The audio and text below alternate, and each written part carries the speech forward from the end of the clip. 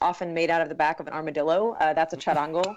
It's a 10-string. Oh yeah, okay, I've heard of that. Yeah, and Yeah. that's a real armadillo they make that out of.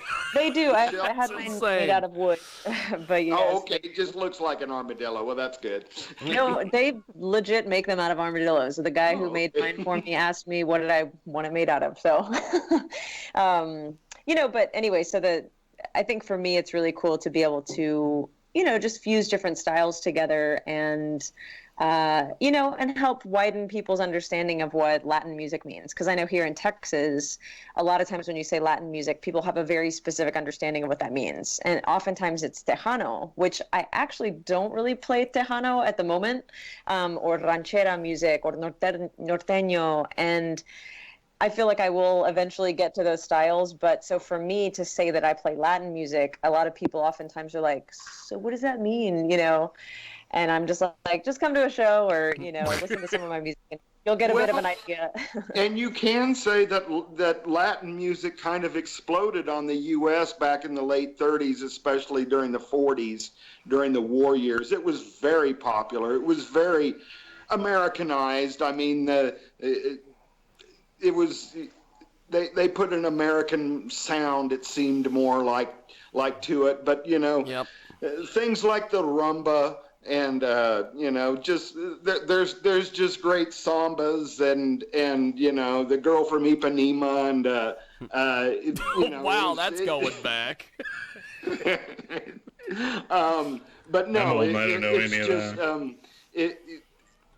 It's just not within the last few decades. I mean, we're talking many years, like 70, 80 years worth of music that we've had, and the greatness of what you seem to talk about, and when you say Latin music, I think more in that realm, in the realm of the rumba, the old great bossa novas and so forth, which I'm sure you have there's roots in your music there. Yeah, well, I think the important thing is every culture has a wide variety of styles of music, and so you can have Russian metal music, and it's not necessarily Russian music, it's just that same style but in a different language. And I think in a lot of senses what I do is it's such a fusion that it is hard to categorize, because it's not necessarily what you're going to think of as Latin music, right? Yep. It just might be that I'm singing a pop song in Spanish, and so that's part of what you're starting to see now too, is that when you have people like Beyonce getting together with J Balvin, who's a huge Latin pop star, and then you have them fusing stuff together and starting to sing, present songs in Spanglish, and then the pop culture starts to understand, oh, hey, it's all the same, it's all just music, and we can enjoy it no matter what language it's in. And it's something that I think as especially predominantly for me, even I come from a place of privilege. I have lighter skin. I grew up speaking English, and I try to keep tabs on my privilege and confront that privilege even when I'm playing music that I may not have grown up with. The idea is that I want to honor that music, and I want to honor the people that have largely been stolen from. A lot of the Afro-Cuban styles come from the clave, which is a very specific type rhythm. If you like Bo Diddley's beat, so that it's called a clave, and it's the 3-side and the 2-side, 1 2 3 1 2. Well, that is in a kind of an offbeat sort of way, kind of. Not playing right on the beat. Yeah, but I know what you're talking about. But you're saying Bo Diddley had that also? So Bo Diddley, that's a Latin.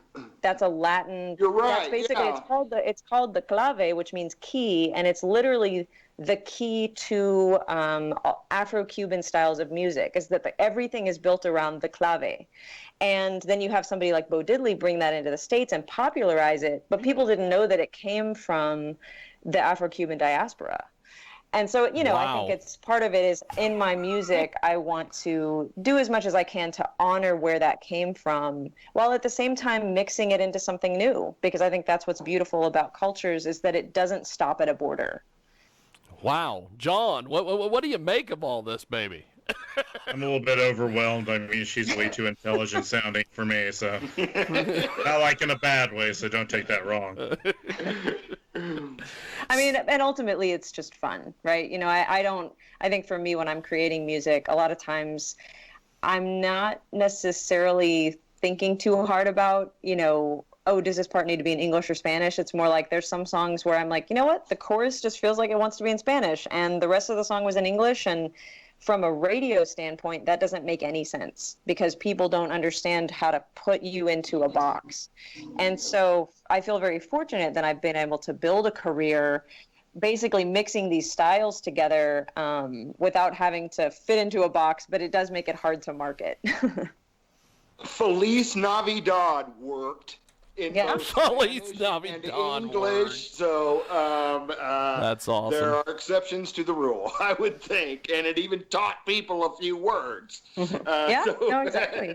Yes. So Gina, tell us about, you have had some really, really cool stuff happen to you fairly recently. You were on PBS, NPR Music did a cool little video with you. Talk to us about some of this exposure. For sure, yeah. The PBS special was pretty wild. To, you know, being a child of the 80s, I grew up on PBS. So to have an hour-long PBS special where we got to play music and, you know, I got to watch it with my parents, was very scared to, like, see what they thought. But I was really proud of it. That was pretty exciting. That's actually up on, you know, if you just Google Gina Chavez PBS, you'll find it. So that was a really exciting experience. It's called The Kate, and it was the Katharine Hepburn Cultural Arts Center, and It was an awesome experience. So I highly encourage you to check out that series. And then I'm a judge for the NPR Tiny Desk concert right now, and so I was actually fortunate to be on NPR's Tiny Desk. We just crossed 1 million views on that video, which is super exciting. And we need to figure lots of out good things going on. I've got a new. Go ahead. We need to figure out where they got that tiny desk. I like the tiny desk. Well, it's funny being in there. It's just kind of a normal cubicle style desk. But it is a pretty small space. I feel like some of the bands they have on there make it feel like it's not really that tiny. And then you get in there and you're like, oh yeah, this is pretty small. Yeah. So, your website, social media, all this before we let you go. Sure, yeah, GinaChavez.com, and that will get you most places. I know we're living in a quite different world right now, and so I've actually been live streaming on my Facebook page pretty much every night for about 20 days straight. Wow. But 8 p.m. Standard, it's just facebook.com/Gina Chavez Music. But I would love to connect with you wherever you are. I'm on Instagram and Twitter and YouTube and all the things. So I highly encourage people to check it out. iTunes, Spotify, all those good places. And I have a recent song out that's called She Persisted. And I would love for your fans to check it out and let me know what they think. Well, say fantastic. the name of it again. It's called She Persisted. And definitely like a female anthem. Yeah. And then on April 17th, I have kind of the Spanish language sister song. And it's called Ella, which means she. And that song is coming out April 17th. So people can watch out for that. So that's like to the same music essentially, but Spanish language, or? That's a good question. It's actually a completely different song. They sound very different. But as far as the content is somewhat similar. I would say they're kind of, maybe cousins they're cousin songs. Cousin songs, yeah, not quite sisters. Yeah, they're primos. Okay, they're good cousins. Yeah, primas. Drink it fast, Jiggy. That's right. I need to get my bottles of water in, because the COVID's gonna get me out of nowhere. Even though I think I've already had it. But Gina, it's been an honor and a privilege. You, as John was alluding to earlier, you are way too smart to be on this program, but I appreciate you being with us. Well, hey, thanks so much for the opportunity, and y'all stay safe. Definitely. Take care. We're going to take a time out, be back with Ross and John and Gina. I appreciate it, and we will take a break, and when we come back, we have got more on the other side. 中介商，我们的卖方可以向买方提供他们的产品，比如喷气燃料 M100、D6、D2、GP54、液化天然气 LNG、液化石油气 LPG、汽油、石油等，且不会有任何的延迟问题。www.dapower.com www.dapower.com At dollarseed.com, all of our seeds are only $1 a pack. And we have online resources that teach you all about the rewarding hobby of growing your own plants, flowers, herbs, and vegetables. Imagine the joy you'll feel when your children actually help you harvest your first garden crop, or the pride of knowing you'll never need a florist again. Visit dollarseed.com and grow a little magic of your own for just $1. Dollarseed.com. What could be healthier? An incredible new marketing partner today here at Transmedia Worldwide. We have got a fantastic, fantastic new marketing partner I want to tell you about today here on our big broadcast here on iHeartRadio, also AMFM247.com. Check this out. Poker Day. That's right, for the love of it. Check it out. PokerDay419.com. This is an absolutely amazing piece of business. Check out PokerDay419.com. Now, we've been talking about Poker Day 419 for about a month. These guys are absolutely amazing. Check out PokerDay419.com.